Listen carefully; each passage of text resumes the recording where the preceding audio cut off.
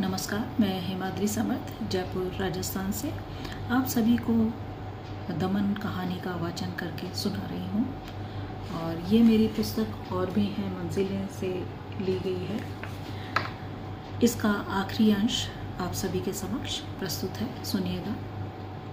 हाँ दिव्या, आज सुबह विभव आया था, तुम्हें याद है ना? विभव शर्मा। हाँ याद है।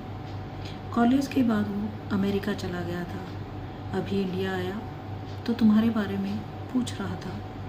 मैंने उसे सारी बातें बताई तो वो मुझ पर गुस्सा हुआ और कहने लगा कि जब भी उसका अपनी पत्नी से झगड़ा होता है तब वे एक दूसरे को हमारी कस्में देते हैं, जिससे उनका गुस्सा मिनटों में शांत हो जाता है। दिव्या, हम दोनों उन लोगों के लिए आइडल हैं। ये सोचकर खुद के किए पर शर्म आने लगी। विभव ने मुझ पर कटाक्ष करते हुए यह भी कहा कि दिव्या लड़की है, फिर भी तुम्हें उससे प्यार हो गया। तब मैंने उससे कहा कि मैं लड़का हूँ, लड़की से ही तो प्यार करूँगा। तब उसने कहा, और बेटी? विभव ने मेरी आंखों में आंखें डालकर देखा तो मेरी आंखें आत्मग्लानि से झुक गई। फिर भी उसने आगे कहा, दमन, माता पिता के लिए बच्चे सिर्फ बच्चे होते हैं, लड़का लड़की की भावना से दूर उनके शरीर का अंश। विभव बोलता गया और मैं उसे देखता ही जा रहा था। उसने माँ का नाम लेते हुए कहा, वो नहीं होती तो तुम कहाँ से आते? और तुम्हारी बहन जो रक्षाबंधन पर तुम्हें राखी बांधती है?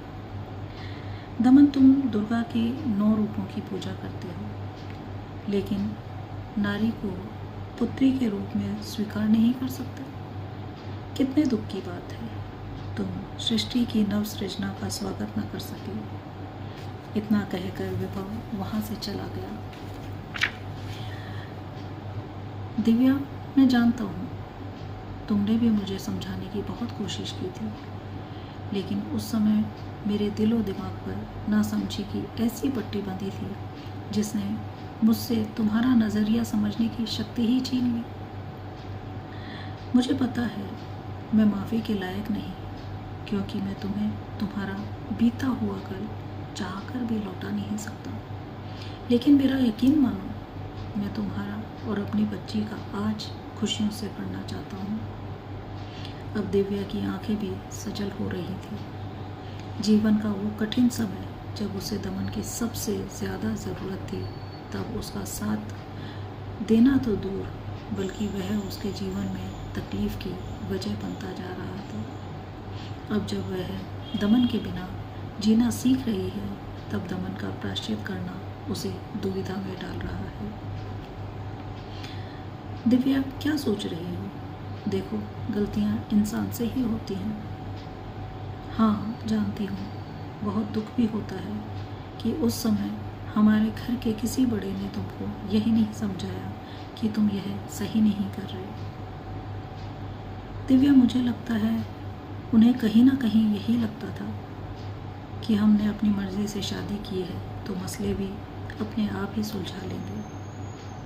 लेकिन दमन, उनकी यह सोच भी तो हो सकती है कि हम एक दूसरे से इतना प्यार करते हैं कि समझदारी का परिचय देंगे, और हम नादानी कर बैठे। दिव्या, मैंने नादानी नहीं की दमन, मैंने तो संघर्ष किया है। हाँ, सही कह रही हो तुम, नादानी मुझसे ही हुई, लेकिन अब इसे सुधारने का समय आ गया। तुम्हारा घर तुम्हारा और अपनी बेटी का इंतज़ार कर रहा है। आओ और यहाँ के सभी दुखों का दमन कर इस घर को खुशियों से भर दो। दिव्या गुन्नू के कमरे में दौड़ कर जाती है और उसे गले लगाकर रोने लगती है, जिसे देख शांताबाई की आंखें भी नम हो जाती हैं। तो ये थी कहानी दमन। उम्मीद करती हूँ आप सभी को पसंद आई होगी।